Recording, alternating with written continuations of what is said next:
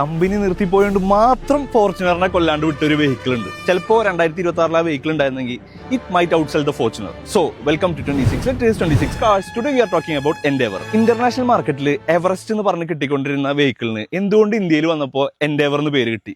അതിന് കാരണം എവറസ്റ്റ് എന്ന് പറഞ്ഞിട്ടുള്ള ഒരു സ്പൈസ് കമ്പനിയാണ്. അതുകൊണ്ട് ആ പേര് ഫോർഡിന് എൻഡേവറിൽ യൂസ് ചെയ്യാൻ പറ്റില്ല. 2005 എൻഡേവർ ആദ്യമായിട്ട് ഇന്ത്യൻ മാർക്കറ്റിലേക്ക് വരുന്നത്. അന്ന് SUV ട്രെൻഡ് ഒരിക്കലും ഇന്ത്യൻ മാർക്കറ്റ് സ്വീകരിച്ചു കഴിഞ്ഞിട്ടില്ല. അന്നൊക്കെ സെഡാന്റെ ട്രെൻഡ് ആയിരുന്നു. ആ ഒരു സമയത്താണ് നമുക്ക് പ്രോപ്പർ ലാഡ്രോൺ ഫ്രെയിം ഷാസിയിൽ വരുന്ന റഗഡ് ആയിട്ടുള്ള ഇതുപോലത്തെ ഒരു ഹൈലി കാപ്പബിൾ ആയിട്ടുള്ള ഒരു SUV കിട്ടുന്നത്. ഇന്ത്യൻ ഡിസൈനിൽ നിന്നും വ്യത്യസ്തമായിട്ടൊരു അമേരിക്കൻ ഡിസൈനിൽ തന്നെയാണ് ആ വണ്ടി കിട്ടിക്കൊണ്ടിരുന്നത്. ശരിക്കും അതൊരു മാഫിയ ലുക്കുള്ള ഒരു വണ്ടിയായിരുന്നു. ഫുൾ ബ്ലാക്ക് വണ്ടിയൊക്കെ കണ്ടു കഴിഞ്ഞാൽ സത്യം പറഞ്ഞ ഒരു പേടിയൊക്കെ തോന്നും. അത്രയും ഒരു പ്രസൻസ് ഉള്ള ഒരു വണ്ടി തന്നെയായിരുന്നു അത്. അത്യാവശ്യം ഫീച്ചേഴ്സും ആ വണ്ടിയിൽ ഉണ്ടായിരുന്നു. അതുപോലെ ഷിഫ്റ്റ് ഓൺ ഫ്ലൈ സിസ്റ്റം ഒക്കെ ഉണ്ടായിരുന്നു. നമുക്ക് ഓടിക്കൊണ്ടിരിക്കുമ്പോൾ തന്നെ 2 വീൽ ഡ്രൈവിൽ നിന്ന് 4 വീൽ ഡ്രൈവ് ആക്കാൻ പറ്റും. അങ്ങനെ 2012 അതിനൊരു അപ്ഡേറ്റ് കിട്ടി.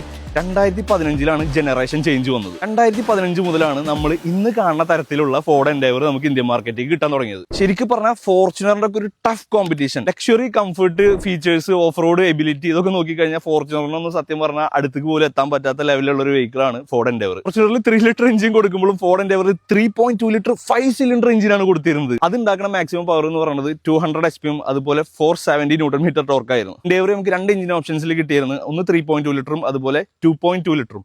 2.2 ലിറ്ററിൽ നമുക്ക് 2 വീൽ ഡ്രൈവും 4 വീൽ ഡ്രൈവും കിട്ടിക്കൊണ്ടിരുന്നത്. പിന്നീട് 2.2 ലിറ്ററിൽ 2 വീൽ ഡ്രൈവ് മാത്രമാക്കിയിട്ട് ഇറക്കി. പിന്നീട് നമുക്ക് BS6 നോംസ് ഒക്കെ വന്നപ്പോൾ ഇവർ എഞ്ചിനൊക്കെ റിമൂവ് ചെയ്ത് ഈ വണ്ടിയിൽ പിന്നെ 2 ലിറ്റർ എഞ്ചിനായി മാറി. മാസീവ് ആയിട്ടുണ്ടായിരുന്ന 3.2 ലിറ്റർ എഞ്ചിൻ എടുത്ത് മാറ്റിയിട്ട് 2 ലിറ്റർ ചെറിയ എഞ്ചിനാക്കി മാറ്റി. അപ്പൊ എല്ലാവർക്കും ഒരു സംശയം ഉണ്ടായിരുന്നു ഇതിന് പെർഫോമൻസ് ഉണ്ടാവുമെന്ന്. അതിനുവേണ്ടി ഫോർഡ് വേറൊരു കാര്യം ചെയ്തിട്ടുണ്ടായിരുന്നു. ഈ വണ്ടിയിൽ ഇൻട്രൊഡ്യൂസ് ചെയ്ത് ഒരു 10 സ്പീഡ് ഗിയർ ബോക്സ്. ഫോർഡും ജനറൽ മോട്ടോഴ്സും ഒക്കെ കൂടെ നിർമ്മിച്ച ഒരു ഗിയർ ബോക്സ് ആണിത്. ഇത് എൻഡേവറിൽ മാത്രമല്ല, ഇത് മുന്നേ വേറെ വണ്ടികളിലൊക്കെ യൂസ് ചെയ്തിരുന്നു. മീൻസ് GM ജനറൽ മോട്ടോഴ്സിന്റെ അണ്ടറിലുള്ള എല്ലാ വണ്ടികളിലും ഒരുവിധപ്പെട്ട എല്ലാ വണ്ടികളിലും യൂസ് ചെയ്തിട്ടുണ്ട്. യൂസ് ചെയ്ത വണ്ടികൾ നോക്കുകയാണെങ്കിൽ ഫോർഡ് F-150 ട്രക്കിൽ യൂസ് ചെയ്തിട്ടുണ്ട്, കമേറോയിൽ യൂസ് ചെയ്തിട്ടുണ്ട്, മസ്റ്റാങ്ങിൽ യൂസ് ചെയ്തിട്ടുണ്ട്.